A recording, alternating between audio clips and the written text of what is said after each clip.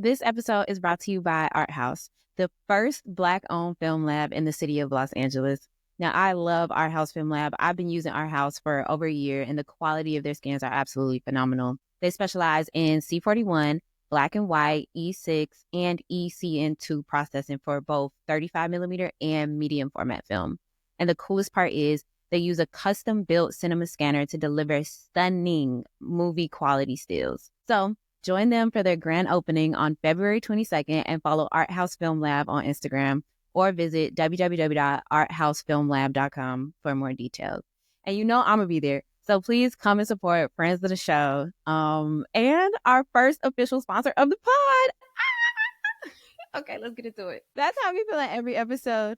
Hi, everybody. Welcome back to Photographer Life Check. I'm your host, Chrissy, and I have my lovely friend here who's an incredible commercial photographer, Kelli Scates. Hi. How you doing? How are you feeling today?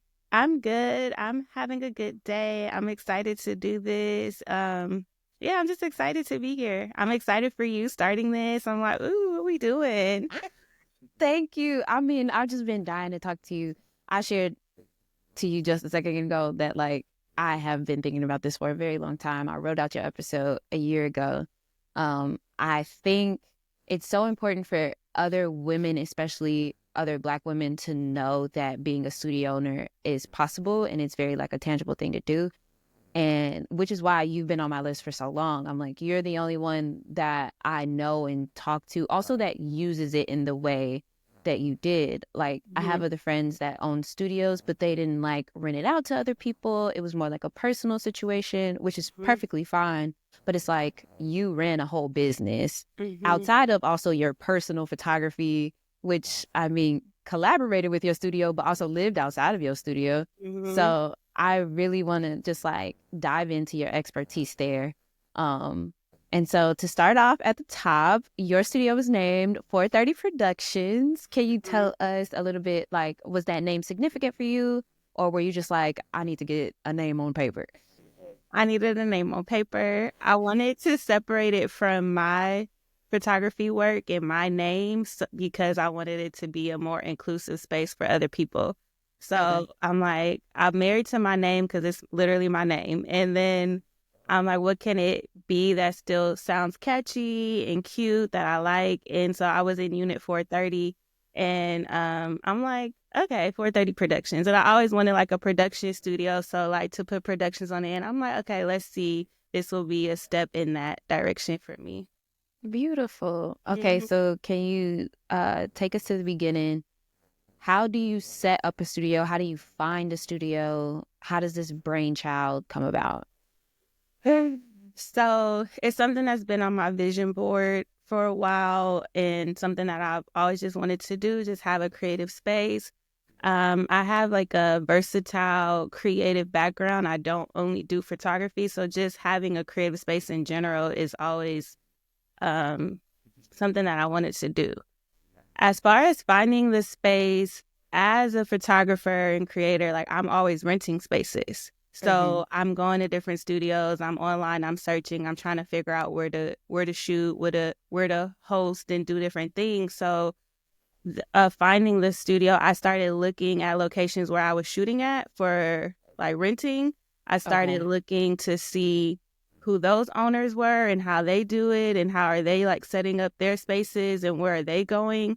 And thinking about what I liked about certain studios when I would rent from them and what I wish they had and what things that I would want differently. As far as parking, all the studios are downtown and there's parking. So I just started thinking of things what would I want if it were my own space? And I had happened to shoot at this location for another project. And so I called to see what their rates were. And then I'm also driving around my neighborhoods and looking at leasing signs and seeing okay, if I wanted a space here, calling and just finding out pricing first. How much is this going to cost me? So you have to be brave. You have to get on that phone and talk to people. And that will also be better than email, right? Yeah, because a lot of times they'll have the number, or even if they have an email, you can go on different sites and do leasing office spaces or leasing commercial office space, leasing creative spaces, and Google and see options that way too if you're not ready to make those phone calls. But usually if you request a quote, they call you. Okay. So you have to be kind of ready and know what you're looking for. What's your square footage that you want, and just start asking questions. Because when I would call certain places that weren't in a building like where I ended up being, and they're like a standalone building, I have more questions because I don't know. I'm thinking like, do you guys have air conditioning? How does this? What if I want to do a whole install? Like, what is that? And just telling them what I'm looking for. In a lot of places, sometimes like, oh, we don't do that. We don't have that. Or it's going to cost you an astronomical amount that I can't afford yet. Like, I'm not at that level yet, you know? Yeah. Okay, Yeah. boom. So it's really important to like really know what you want out of a space. And I'm also wondering then, do you think it might be just based on your own expertise and while you were looking for your studio, is it more difficult or easier? Or like, what's your verdict on finding a space that maybe isn't like the warehouse kind of space where it's like other studios live here and like maybe you might be the first one to go into that kind of commercial space? I would say going into more of a standalone, usually you have to do a build out because a lot of those spaces, well, it depends on where you're going, but some of those spaces it's just a big open warehouse. So if you want it to look like something, you have to maybe do more in there. So you might have to do a lot more. When you're renting from one of those spaces where I rented from, like leasing a studio within a larger building, the basics are already there. Okay. And then you can just kind of put in your furniture, still add different things, still maybe build certain sets out, but you have a lot more that's already there opposed to if you're just renting out a random warehouse. You got to put walls in and just do a lot more work. And those spaces tend to be more expensive depending on the size. Okay. You might have, and it could be more plumbing things. It's a lot more things to consider versus where I am. I would just contact the owner if something's not working, like I need maintenance to come and fix this. Okay, cool.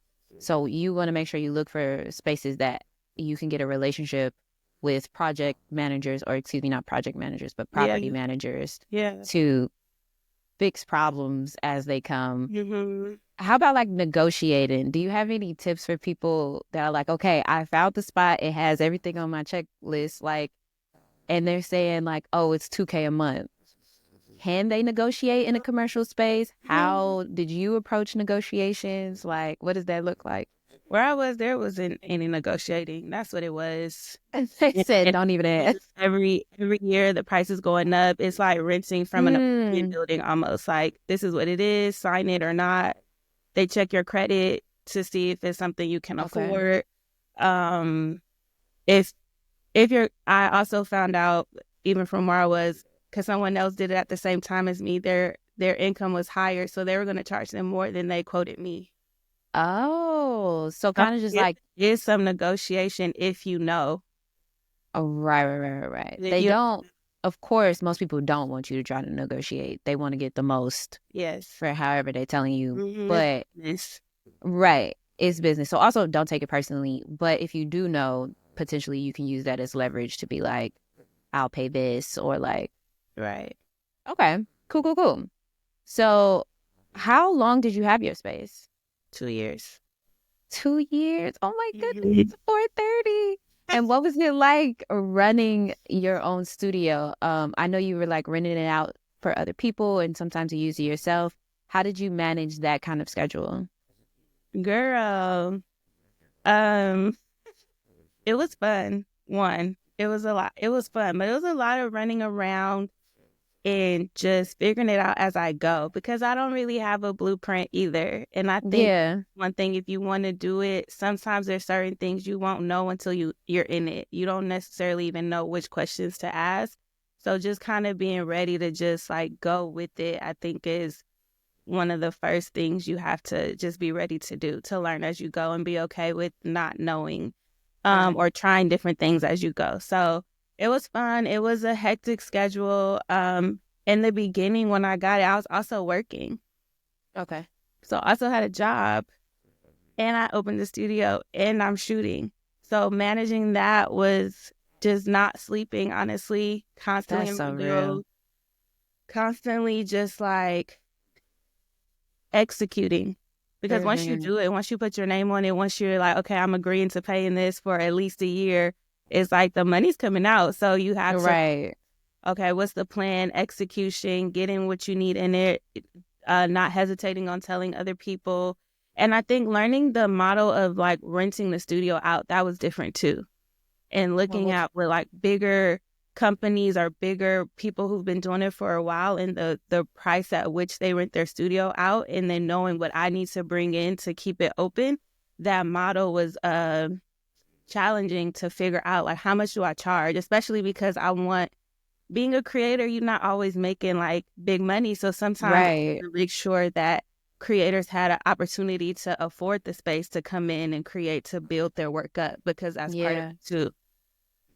So it was challenging, like trying to compete with like a FD photo studio.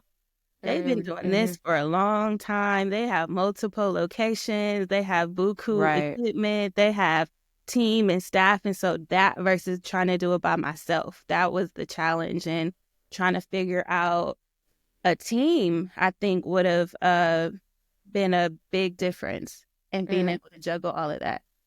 Yeah. Can I I ask don't know if I'm separately? answering your questions. I'm just talking. No, you're absolutely answering my question. This is perfect. Can I ask separate from photography, what do you do? Because you do everything. When I read the bio, and obviously like we're friends, and I've actually kind of interviewed you before for the Oh, photo yeah. series I did, where you got your degree in dance and African American studies, but you're also like a filmmaker. So I'm like, oh, like what do you do outside of photography? Outside of photography, I do video, I do editing. Um, I write a lot. I don't always share that, but I write. I stay with the journal. I stay with the Come on. notebook. Um, and people are like, what do you write? I journal. I write stories. I write prayers. I write just random streams of content. Yeah. Like, so that's something else. What else do I do? I've made products with my photos. Like I made this, and Oh yes. I actually silk pressed it. I've learned how to do silk pressing from a friend. So when I make my shirt products and stuff, I'm heat pressing and silk pressing that. I made journals. Wow. I do. I just be creating. I have stuff in my mind, and it's like I just want to try it. Yeah, that's really beautiful. Did you use these things like as merch for your studio or for you, or was this just like, I just need my shirt to say I deserve. I just need my journal to look how I'm imagining it. One, I wanted my journals to look how I imagine, because I'm always buying journals, and I'm just that dork that goes and like really takes my time to pick out Yes. books and pens and things like that. Yeah. So I wanted something of my own, and then I've always just thinking in a business mindset. If I create a product, what can I create that doesn't require me to be there? Like once I create it. Yeah. I'm like, okay, if I were to create a product, what would it look like? And what are things that I use and that I like? So that came to mind. And then during COVID, since we weren't shooting in person, that's when I took time to think, okay, how can I repurpose artwork that I already have and Nice. turn it into something else? And then that's when it like married. That's fire. I've wanted to make like my own. I've been calling it like personal merch because Mm-hmm. it isn't necessarily that I want it to be like Chrissy photo or anything like that, but I just have ideas similar to you where it's like, I want my journal to look this way. I want a hat with the letter Q on it. I can't find Mm-hmm. that. So I just want to make it. Right.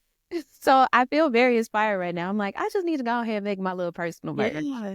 Yeah. And then even these, this isn't connected to my photos, but I love affirmations. I was heavy on affirmations for a long Yes. time, and they worked for me. So I'm like, what if we put them on shirts? And if I'm just walking down the street, somebody might be feeling a way. If they read my shirt, maybe it'll make them think and speak differently of themselves. So that felt like kind of like a social experiment. I was curious how wearing the affirmations would affect me, if affect other people who saw it.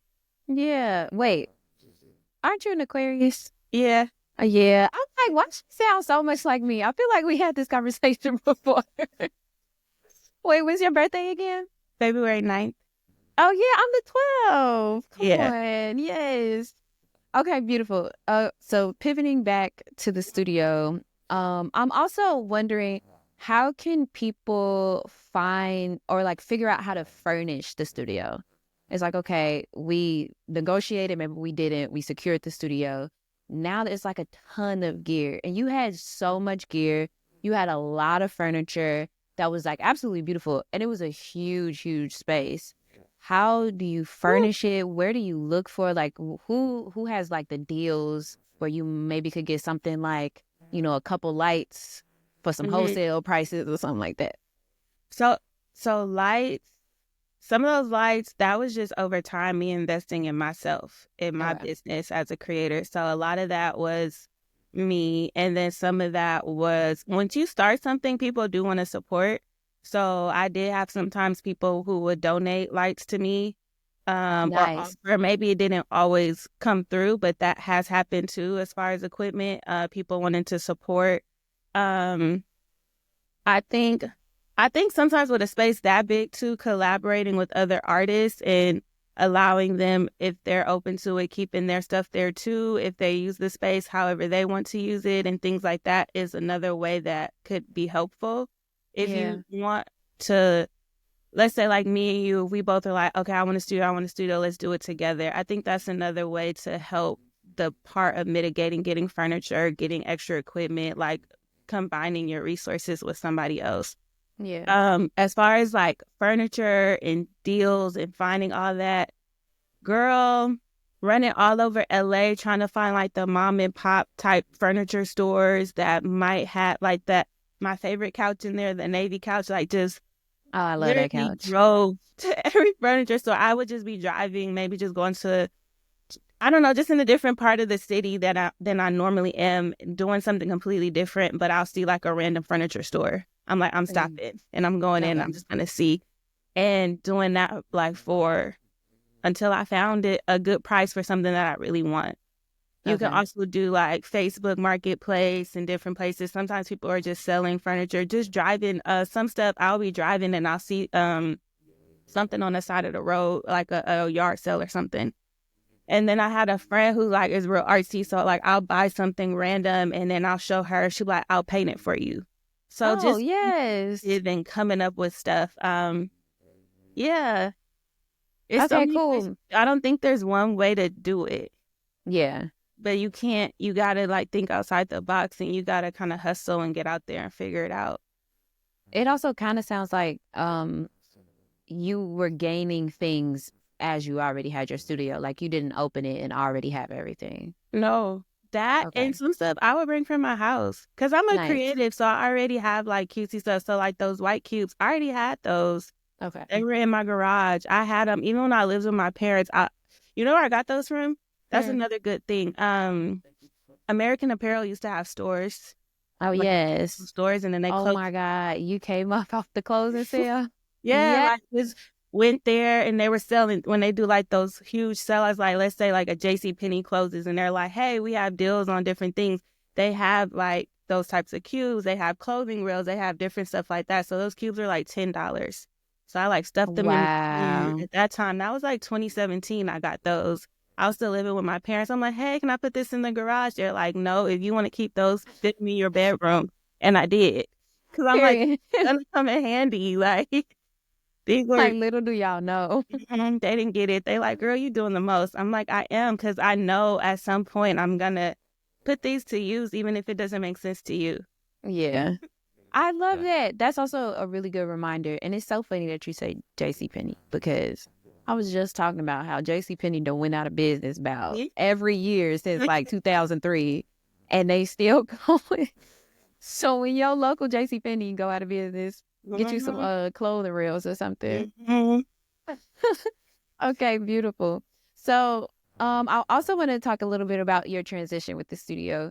You Mhm. had it for 2 years and then you closed its doors. Can you share like your decision in closing, what that was like for you, the transition, and kind of like maybe where you feel like you are right now? Ooh, okay. Okay, girl, here we go. Gently. Like I was telling you before, I haven't talked about the closure of the studio. Yeah. It was very emotional for me because I really loved it. That was like so far that chapter, that 2 year chapter. Ooh, my favorite, one of my favorites. Yes. It was so fun and so fulfilling and such a um, just a season of me living in an answered prayer. Mm. So love it down, favorite. So letting it go was hard, but it also was just time because I started it kind of pretty much in the pandemic. So like getting people to come to a Right. physical space, what did I open? 2021, 2022. Which is we fresh out. And I 22. mean, it So it's still was definitely rough, with math 2022. and things, yeah. Yeah. Um, but everybody's still in a very creative space at that time too. A lot of people wanting to create and collaborate and express Absolutely. themselves. Um, so it did well, and I feel like I had like some really great people come through the space and create, and just uh people who really just supported and things just lining up that I couldn't have even mapped myself. Where it's like, okay, God is really in this. This is Yeah. something I'm supposed to do. And feeling really proud of what I did, but still letting it go, it's like closing. Oh, that was the other thing okay, so we had COVID, and then after that, we had the writer strike. Yes. One of the slowest years of my life. Slow. Oh my God. Word for every creator, For everybody. everybody. So I honestly feel like had that year not hit how it did, and for so long, I might have been able to push at least another year. And I think I would have saw like the vision really bloom how I imagined it, and it would have been, people in and out, because as soon as the writer strike was over, which was towards the end of that year, Mm-hmm. everybody was ready to book. But Yeah. it was a Stuff started really moving. slow year. And I Yeah. just couldn't afford to keep it at that point. Like at that year, also someone had broken into the studio, Oof.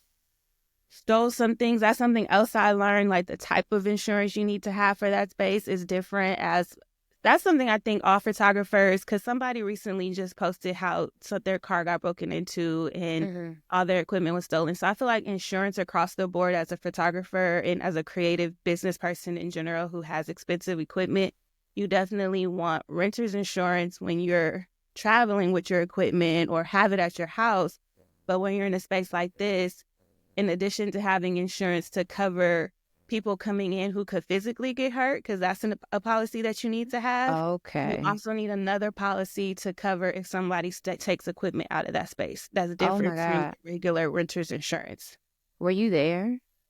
No, I was Oh, at home okay. sleep and I had cameras. So the Okay. cameras were going off.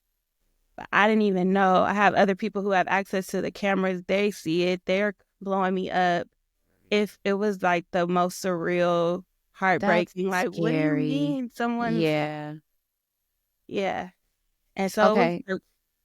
I had to go up there and like have the locks changed immediately. And then I think even after that moment, you just feel violated when somebody steals from you. So just that Yeah. thing of like wanting to rent it out again. Because remember, I'm doing this too for the community. Right. And Like, so it's like I open my doors to all these people, most of which are patronizing, but I imagine, well, not even imagine. I was there for a moment where Black women photographers held that photo session. And I mean, I don't know if the collective paid, but as a student of the day, I didn't have to pay for that. You know what I'm saying? And so you opening your doors for people for $0 to however much, and then to be validated in that way mm-hmm, that's hard to get over. mm-hmm. Like that's really, really tough. And I think even just because you're like, how did you get the equipment and stuff? This is my stuff. This is a lot of stuff. Any people donated to me, that's my family. They would have probably donated to me anyway. Some of these people, Yeah. like I don't have to. Well, it goes both ways. Like I don't have to share this stuff because I've been blessed with it. But because I'm blessed with it, I do have to share it because Yeah. that's just who I am. It's like I have these resources. I have these things I figured out. I've had all this stuff. I do want to share because that's part of my purpose.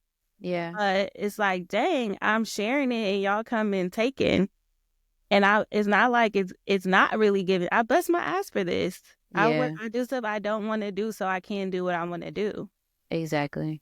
So So in I hope terms I of answered like, the question again. I'm just no, absolutely. Which, and I didn't know about somebody stealing, so I'm really sorry about man. that. It's like thinking about how first it was a pandemic, then it was a writer's strike, and then somebody stealing from you. Like that's just like devastation after devastation. Mm-hmm. Um, and what I'm thinking about is how to secure a place like that. So you said you should definitely have renter's insurance just to cover your products, so your Mm-hmm. actual gear. Mm-hmm. And then the other type of insurance, do you know the name of that? So like people can look into it, like the insurance for the space. Uh, Dang, I can't think of the specific name, but okay, even for this building though, it's a requirement to have it. So they'll let Okay. you know and they'll tell you how large the insurance policy has to be. And it's really easy. I use a company called Hiscox, Hiscox. Okay. It's pretty cheap too. So it's not worth not having it Okay, at all. cool. And then you just had your own cameras to cover the space as well. Mm-hmm. Okay, cool, cool, cool. Yeah, I So, install cameras so that I can see what's going. And if people don't always know, it's right. obvious. Like if you paying attention, you could see them, but you don't know when I'm looking. They think because I've seen people go in there and just be like, "Are you serious right now? Like, why would you do that? Like, get your dog off my couch. There's no animal. Like this is a set. Like people, I've had somebody throw up in there because they Oh, were drunk. okay, that's another thing. So, how do you manage people? Were you also, so say you rented it out for a set, are you also managing the space while they're there, or are you just kind of like scheduled in other ways in your life and then just checking in maybe on the cameras and stuff? I'm scheduled in other ways. Sometimes I might have a shoot on location that day. Right. So if I'm not in there actually shooting, that doesn't mean I can sit there because I still have to go and do other things. So that's why the cameras are in there so I can kind of monitor what's happening and have like footage if something goes wrong. Sometimes I'll stay in the area. If I don't have anything to do, I might just be downstairs or somewhere nearby. So if I need to pull up, I can get there fast. And then that's where having a team. So I had other people who were willing to help, like, hey, you downtown, can you go close up the studio for me? Nice. So, So, did them people leave to throw up for y'all to find? they had to, luckily, that particular shoot, somebody was there to close the studio for me. And Okay. I'm like, they needed to, and I had cleaning stuff in there too. So Yeah. keeping that on deck. So they had to clean it up themselves. But they just treated the space wrong in general. They left the backdrop out, just disrespectful. So that's another thing about renting your space out. You asked about that earlier, the difference of having your own versus renting it out is very different because people do not treat your space and your things the way that you would. So that Yeah. was hard because I'm again, I didn't have to share this, okay? So when Yeah. people treat your stuff, you be like, hold on, like, what do you think Right. it is?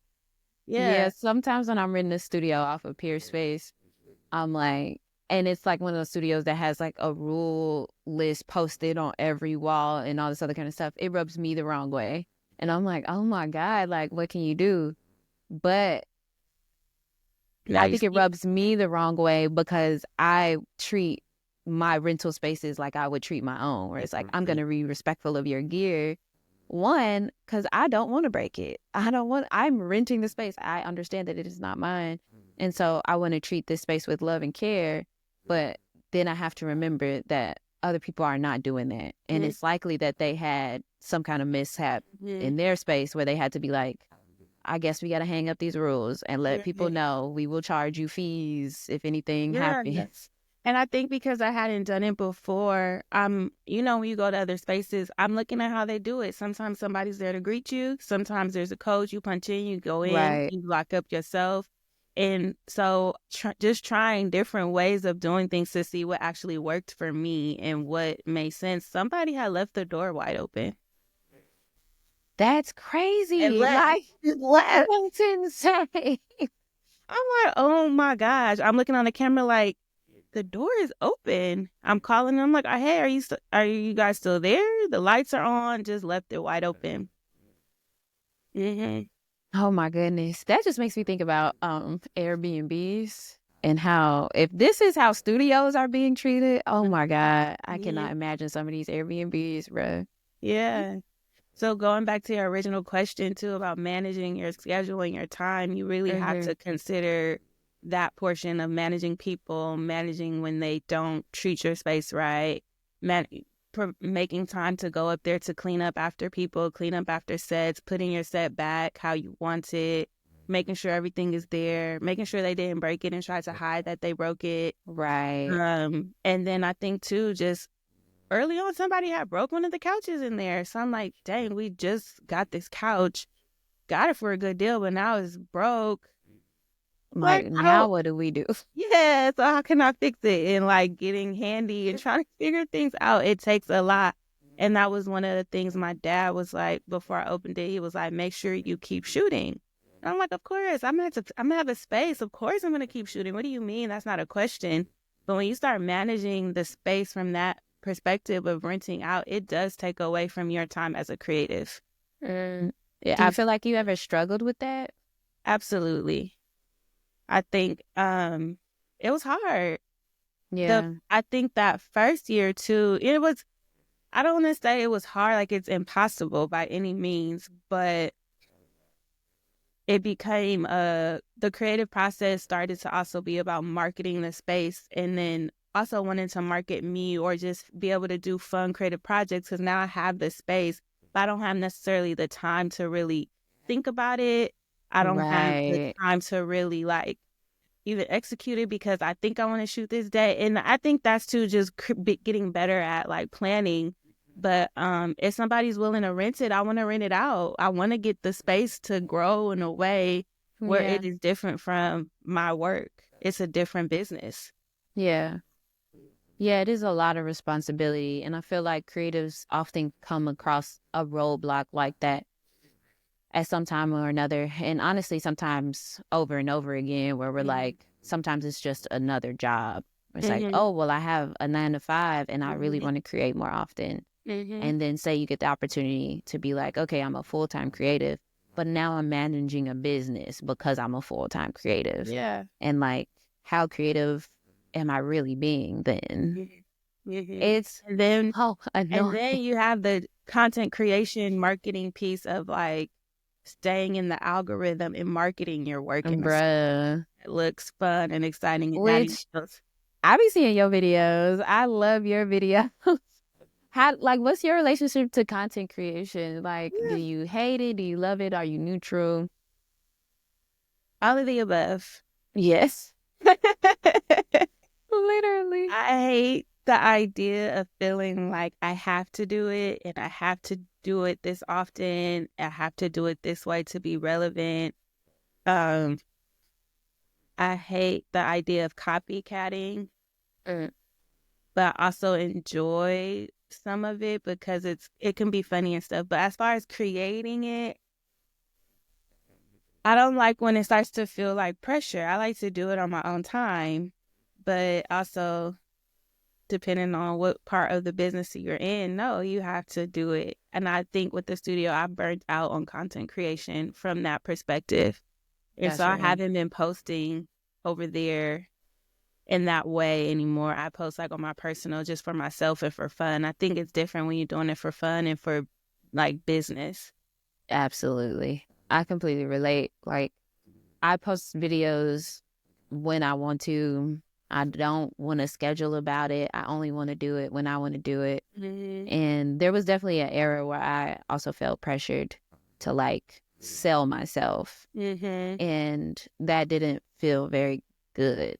Yeah. It's like, I just want to do the thing. Yeah. Yeah. And then I think the content creation, how do I say, the process of it is different from just the general creative process to me, if that makes sense. Because I feel like just when you're really just in your artist bag, it's different when you're not thinking about a camera being on you, but even if the camera is just there, you know what I mean? Yeah. It's just a different vibe, a different rhythm from the algorithm. It's different. And I don't Yeah. modeling the creative for that like output level. I don't think that's natural or how it's supposed to be. I like the way you phrase that, the modeling, the creative, because I think sometimes with what I struggle with, and I'll be talking about this in therapy too, where it's like, it kind of feels like I'm acting instead of just doing what I would naturally do.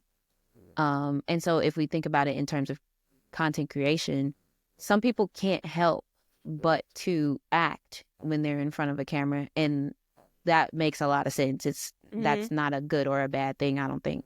But if that is the case, then you're not fully being yourself if you're trying to show your creative process. And like, maybe that's okay. Like, everybody don't need to know everything about you, but Mm-hmm. are you really in your creative flow is what I'm thinking about.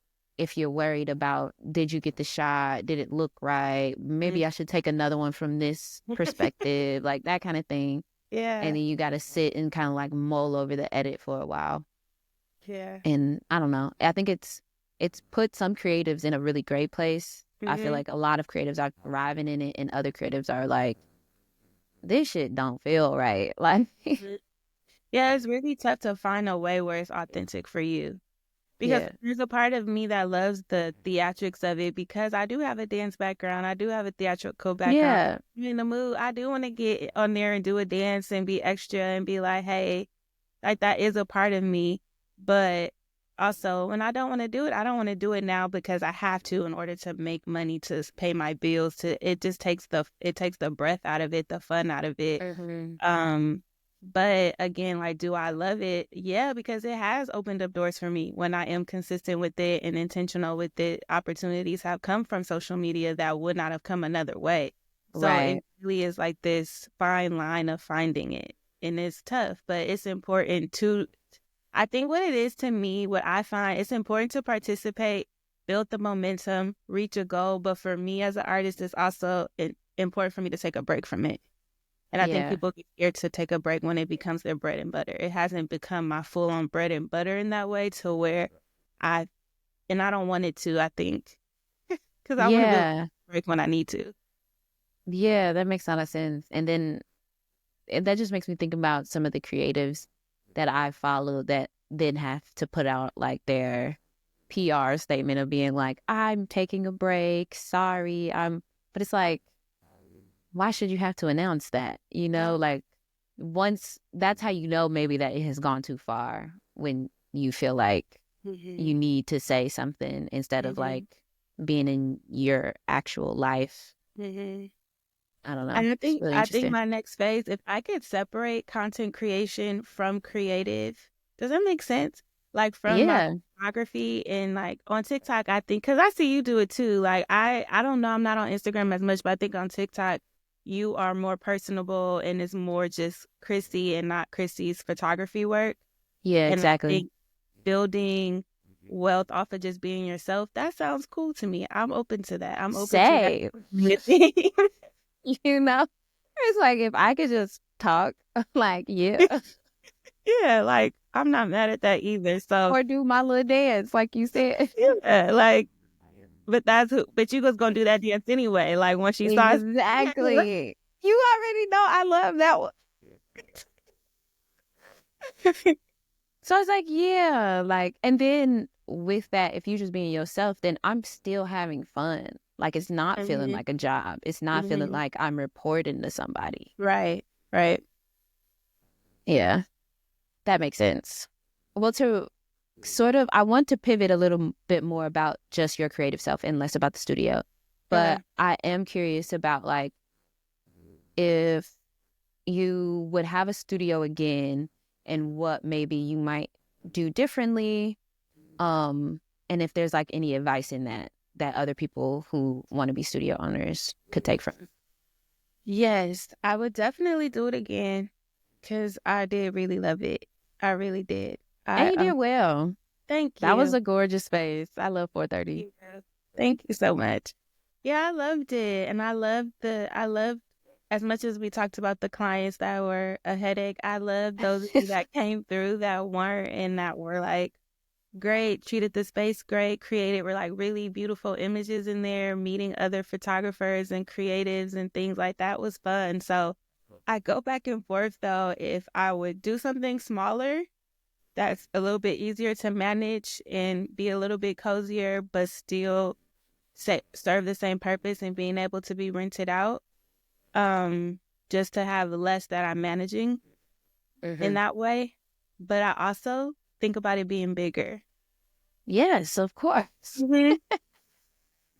I think about it being bigger and even more space and even more people coming through and how I can do that too. So I think where I'm at, I'm like kind of sitting with it and praying about it and being open to life happening and where it like makes sense for me and how to do it. And in the being bigger portion, I think like I keep kind of bringing up is having a team and really figuring out other people who have a similar mindset and who could benefit from it. Because I think with having a team, what makes it good is when it's reciprocal.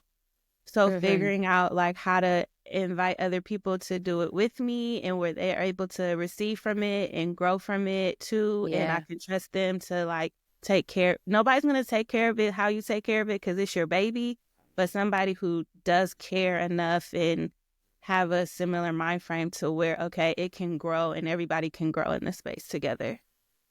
Beautiful. Well, I'm excited to see, and I'm super looking forward to the ways in which 430 grows, um, as a smaller version and as a larger version. I think witnessing you, you're the first Black woman photographer that I knew to own their own studio. And so witnessing your space and truly, like, this is not gas, but like really seeing how beautiful it was, I began to think about it. And as I was thinking about starting this podcast, I was like, I mean, I never went to a studio before, but like maybe I could have it and maybe it could have a podcast room. And like you really helped me start formulating these ideas. So I really appreciate it. And I'm so glad that, you could drop some gems on some folks who are thinking about having their own studio too. Yes, I love that. That makes me happy to hear. Yeah. And it's definitely doable and it's necessary. And yeah, I support it. If you ever have questions, you could just call me. True. You Okay, could. beautiful. If you didn't know, you know now. You could always Right. text me and you could always ask me questions whenever they come up. Okay. Maybe in the future I might have some questions for you. But let's talk a little bit more just about Kelli and a little less about 430. We mentioned a little bit earlier you do filmmaking, dance, editing, and just super, super creative. Can you tell us how you started in your creative journey and then maybe how it led to photography? Okay. Where do I start? I know, right? So when I was born, I'm just kidding. Right, literally. But kind of, I do feel like I was just born into a creative family to begin with. So my dad was in the music industry growing up, so I watched him have a creative business himself. So I think that definitely Nice. inspired a lot of my journey, and all the way to getting the studio because I grew up in his recording studio. Oh So my God. Wait. Do you mind dropping his name? Do you know Michaela? Michaela Chandler? She's K Stacks on Instagram. I know that name. I know K Stacks.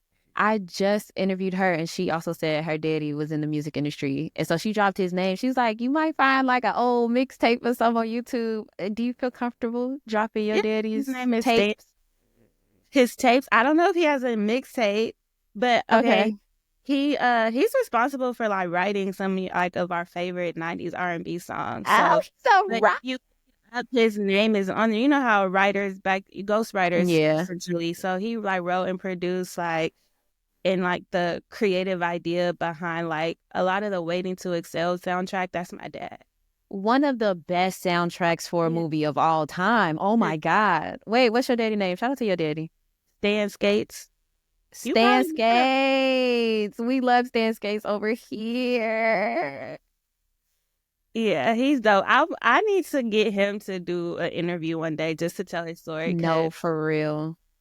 Also, he. that's so beautiful. That I feel like that movie is a very California movie. Mhm. And I mean, I don't know if he's from here, but you being from here, I'm like, wow, that feels so impactful.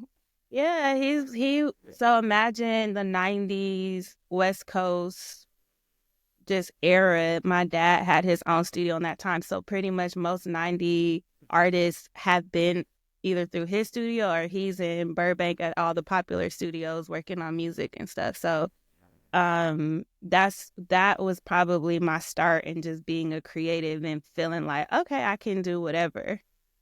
That's uh so beautiful. yeah. um and so again, I was just in theater, dance, everything since I was little, piano, like anything, always trying different stuff, writing, drawing. And then majored in dance, African American studies. But in that season, I had, always like I'm growing up in that digital media age, like AOL just starting and stuff. So I had a Yeah. MacBook and iMovie was on there, and I would just always open it, but didn't know what to do because it wasn't YouTube yet. Yeah, exactly. I didn't know what to do. I would just open it though, like every so often, just always opening it and not knowing what to do and just clicking to see what could happen, and but not being able to do what I wanted to do yet. So but just always curious in that way. Garage band, making random Of songs, like course. just Yes. curious in the tech world with the creative too. Um, and so I ended up in college doing a thesis where I merged my African American studies major with a dance project and Okay. like poetry and recorded and everything. And just always interested in it and always playing, I guess. And where's the question again? I feel like I'm talking all of. No, it's perfect. It's just about your creative journey. Okay, yeah. So, um, yeah, so then at that point, I'm just merging digital media, video. I asked for my first video camera when I was like 14. So I think I told you this too. So I had a camera. I was taking it to my dance rehearsals. I'm recording me and my friends in the car, like just vlogging before vlogging was a thing too. Right. And then learning how to edit those videos and teaching myself that. And then in college, turning that into a thesis project. And um, that's kind of where it started. And then one day I was in a dance company after I graduated from college. I went to Loyola Marymount in Mm-hmm. LA. Once I graduated from there, I was in the dance company and I was recording. And I think at that point I started to realize like what I was doing, everybody didn't know. I took it for granted. I thought like everybody kind of knows how to use cameras. Everybody kind of edits on their free time. No, That like, was a very Aquarius of you. Like, yeah, we're like this. doing this, right? So people be like, how did I? Everybody knows how to set up a tripod, right? Like, no. So Right. just starting to realize, like, oh, okay, this is something special that I've taken an interest to. And then I shifted and I realized one day I was on stage as a dancer and I'm like, I want to be on the other side. I'm Mm. tired of being the subject. Like, I want to see what the lights are doing right now. I want to see what I would say we should be doing. Like, I'm Oh just my standing here waiting for God. instruction. And I was like, I think I'm going to finally do it. So I started doing headshots and stuff for my dancer friends. But video was still always like that main thing that I wanted to do. But Hmm. I focused on photos first Okay. because I realized I needed to learn the camera and really learn like settings and the details and mechanics of the camera before I could become a filmmaker. And Okay. so, Yeah. yeah, so I started focusing on that. And then that's also was a way that I knew I could also generate income, extra income, be quicker than doing a Yeah. film because film takes a lot more people, a lot more like writing story and doing all these other things. And I'm like, okay, that's bigger than I realized. So let me focus on this. Yeah. And then That makes a lot of I sense. really did it. I took years and really studied. And by now, YouTube is a thing. So now I'm able to go on YouTube and I'm searching like how to camera settings. At that time, I'm still buying books like Cameras for Dummies. Yeah, stuff like that, and really Yeah, going through manuals and oh my God, yeah, what like an really era. getting to learn and get off of automatic and really learn the settings and why I'm choosing this and stuff. Then eventually, um, I ended up I started like reaching out to other photographers. So at one point I started assisted this young guy. He was younger than me. I was probably already in my early to mid 20s and he was younger than me, but he shot and he was like this Guatemalan boy that I didn't even know where I found him. Oh, I went to a random like Canon workshop. That's the other thing. I always just go to workshops Oh, that I could find. I've always been that person to like try to go meet people and learn in person when I could. So I met him at a random Canon workshop. Then I asked could I assist him because he took really beautiful fashion photos, commercial fashion type photos. And I would assist him. I assisted him for like a year or two consistently. Then eventually, I also mentored with Shemayim. Have you heard of him? mm-mm. I'll look him up. He's a Black photographer, New York based. He's amazing fashion work too. So I studied under him for a while. And I just really learned my camera and really like honed in on like my style. And that's how just years of like teaching myself, assisting and like growing my portfolio. Oh, that's really beautiful. He's still hosting workshops and master classes. Highly That's recommend. awesome. Do you think you'd ever do that? I think I should. Yeah. Yeah. I can absolutely see you hosting a workshop. You do? Yeah. That just makes sense. I mean, you have such a rich history of creativity. You having like all these different branches, dance, art with like the journal and the merch that you were talking about, photography and film and editing. Like it's hitting so many touch points. I don't know how you know running a workshop. I don't know. I guess that's that. I have to decide what workshop do I give? Where do I Right. Which one do start? you Like, start with? what do people? I think I am at that point though, where I'm like, I do feel like I have a wealth of knowledge and I do want to share it, but Yeah. my little light went out. Um, how to package it in a way to where, it's a workshop, but okay, I receive it. Yes, yes. Sprinkle, sprinkle. Sprinkle, sprinkle. Okay. Now I want to pivot over to our next segment. The gear don't matter, but and this is where I like to talk about some of our favorite gear. So I'll have two questions for you. Because one thing that photographers can't stand is when people just ask like what kind of camera you're using because they think the art comes from the camera, when in fact the art comes from the photographer. But I do want to love on the gear that we use as a tool to create what we are imagining. So the first question is, what's your favorite camera body and lens to use? I'm a Canon girl. I Canon, haven't, really? Me too. yeah, okay. Yeah, I'm a Canon girl. I've just always been a Canon girl from since I really started. I still have the Mark D4. Oh, yeah, me too. Yeah, I want to upgrade to the mirrorless. I just haven't yet. I've used it before, and it's nice. And I've also recently used the Nikon mirrorless. Their newer one, I think it's like the ZV. I really liked it. I loved it Yeah. actually. I wouldn't say like. I don't think one is over the other, but they are different. There's a Mm-hmm. different color grade to a Canon versus a Nikon versus a Sony. But yeah, I'm Yeah. a Canon girl. I was just talking about how I think it's time for me to upgrade to a mirrorless. Just like you, I still use the Mark IV and I love it. Mhm. It's a workhorse. Everybody Mhm. says it is. It's like it really has held me down for years now. But I'm Yeah. like, I need something quieter for a lot Yeah. more shoots. And that thing don't even know how to be quiet. It got a quiet setting and But it's it's not loud as hell. quiet. It's not quiet.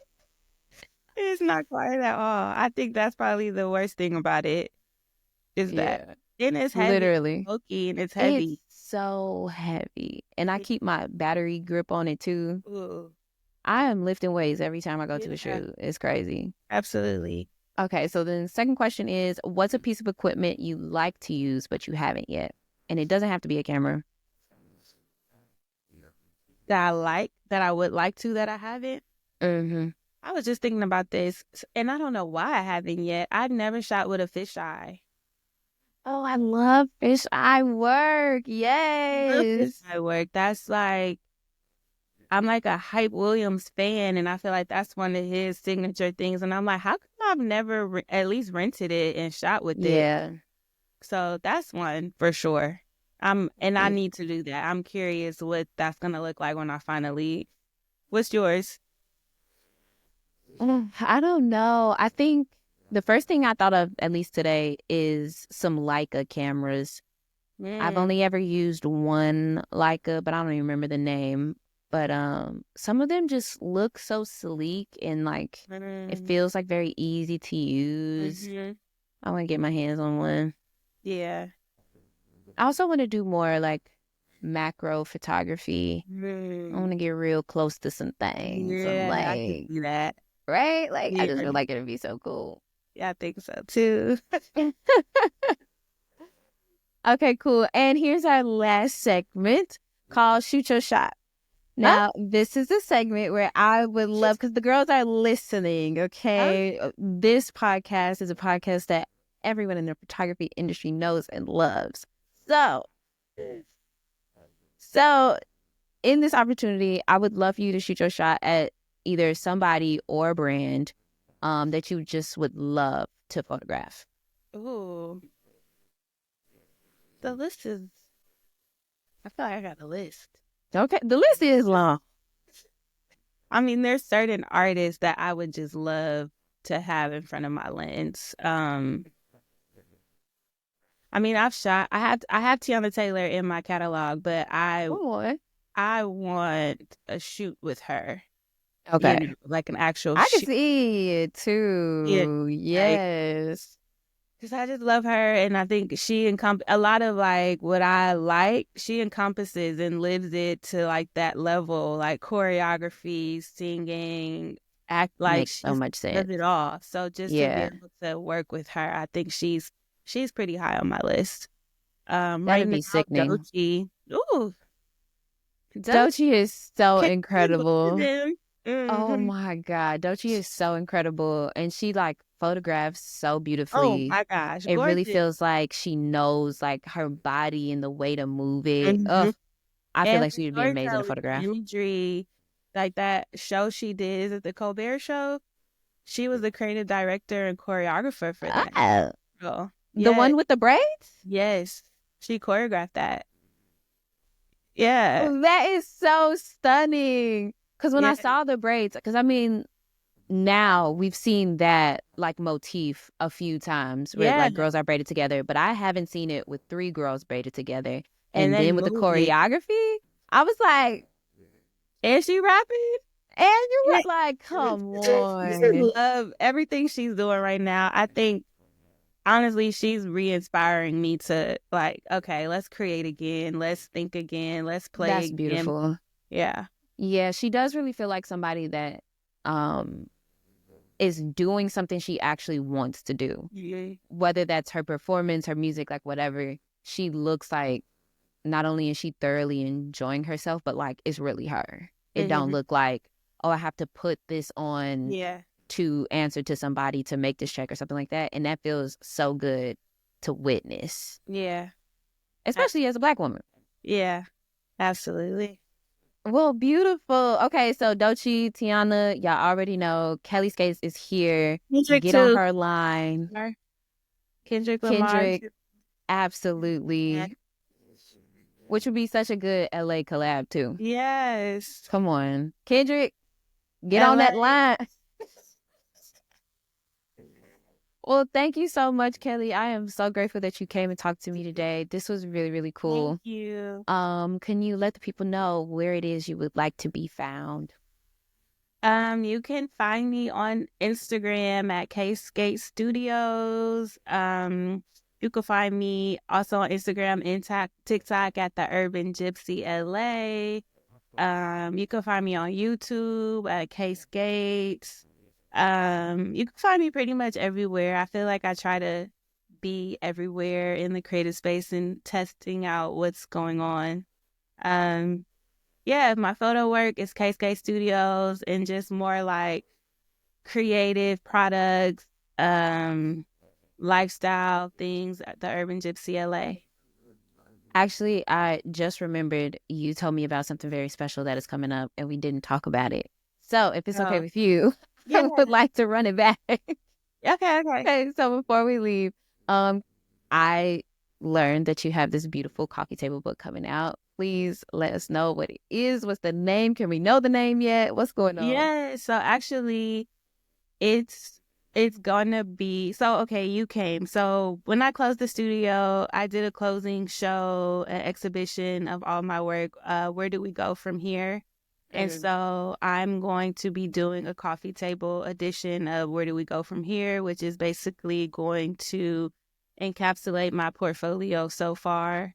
I'm Wow. gonna include some stories and like, for example, like in my travels, some of the photos I took, like just share maybe journal entries or insight or just different things about my journey along with the photos. So yeah, I'm really excited about it.